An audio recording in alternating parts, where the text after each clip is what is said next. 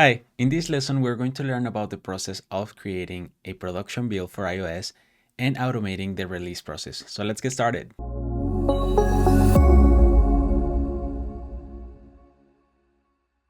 A production iOS build is optimized for Apple App Store Connect. This is a special build because this build type cannot be side-loaded on a simulator or device and can only be distributed through App Store Connect. So let's see how we can create this production build. So we have two prerequisites: Apple developer account and having a production build profile.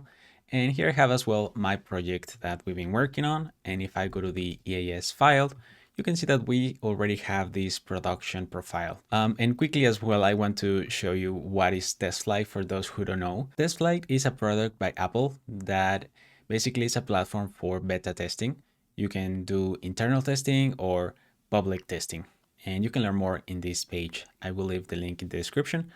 So back to the guide, before we can actually trigger the build, we need to create a distribution provisioning profile. We can do that by using the command EAS credentials. So let's go back to the project. I'll open my terminal and I'll run EAS credentials. So let's hit enter. This is going to ask me which platform do I want to configure. So let's go ahead and select iOS. Now we need to configure a build profile. So in this case, let's go ahead and select production. Now let's sign in into our Apple developer account. So I'll select my email and my company. All right, and as you can see, we have information about my account, for example, the project that we're working on. We also have the ad hoc certificate for internal distribution. We also have a provisioning profile that is active, and we also have the expiration date, the team, and the devices that are provisioned to use my app. So as you can see, you can set up specific credentials, but in this case, we want to set everything. So we can select the first option, but just so you know, you can also use an existing distribution certificate and also delete one of your provisioning profiles, and whatever you need to do, you can do it in here. So let's go ahead and select all. Now, as you can see, I already have a distribution certificate. I'm going to reutilize it. If you don't have one, just go ahead and create one. So in this case, I will select yes. Now, do you want to create a new Apple provisioning profile?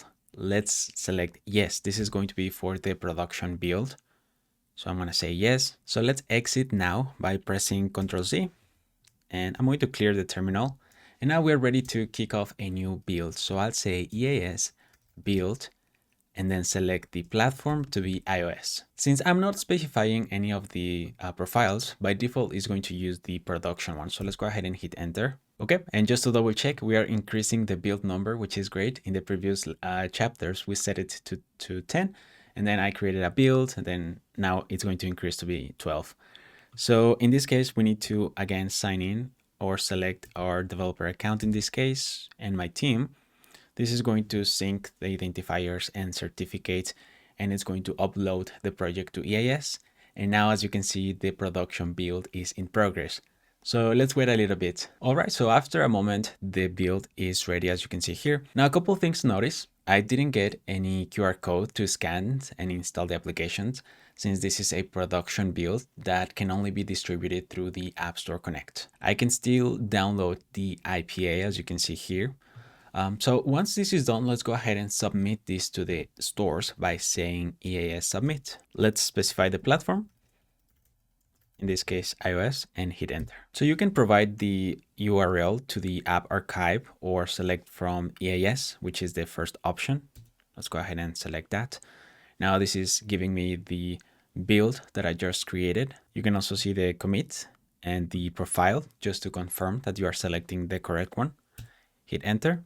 Now I need to log in into my developer account. Let's go ahead and do that.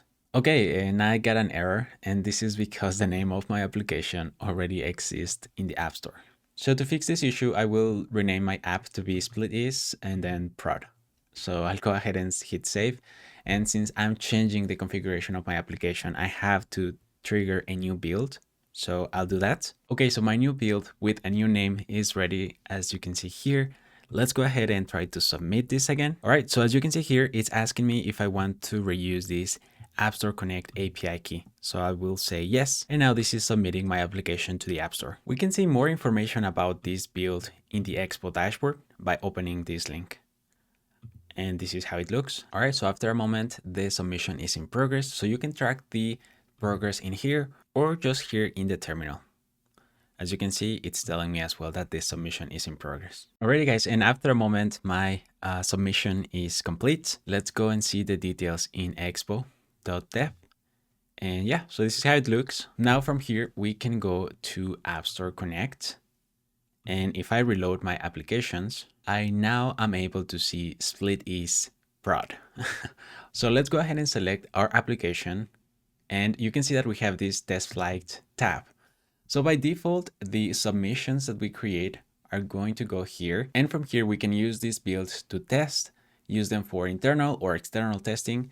And then once we are ready for distribution, we can select the same build and submit it for review. Okay, and after a minute or so, I now am able to see my application, but I can see this warning that is missing compliance.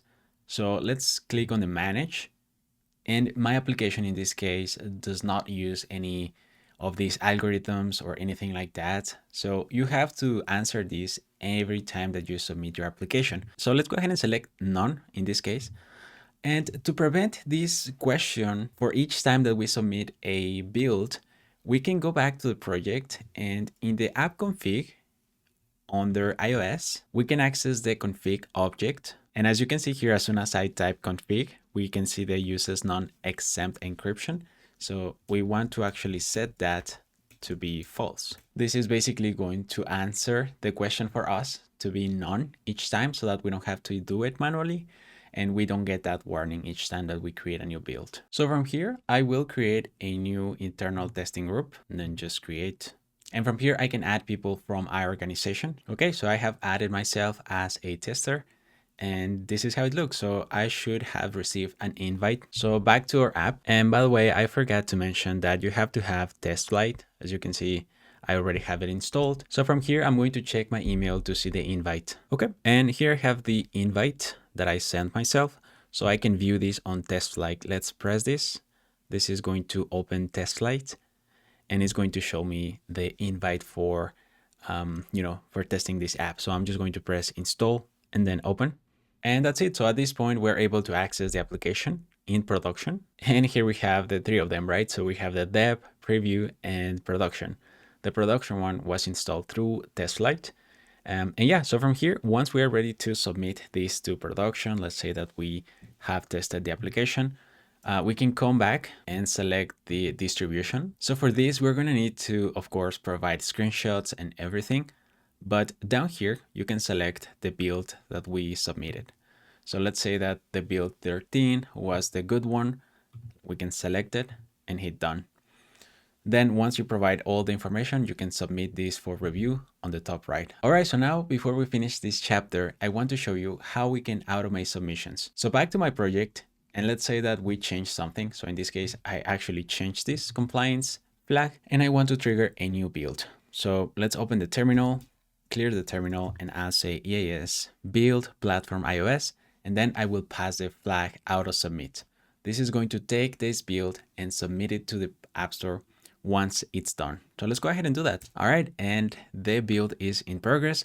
And now because I provided the flag auto submit, I get not only build details for my app, but also submit details. So from here, I'm going to actually get an email from Apple once the application is ready for testing. So you can take a nice break while the build is processed and you will get an email that is going to let you know that you can start testing. Alrighty guys, and like I told you, I got this email from TestFlight that is letting me know that my build number 14 is ready to test. So from here, I'll just go to TestFlight. And as you can see, I have an update for Split EAS prod. Let's go ahead and update. All right, and that's ready. So let's press on open.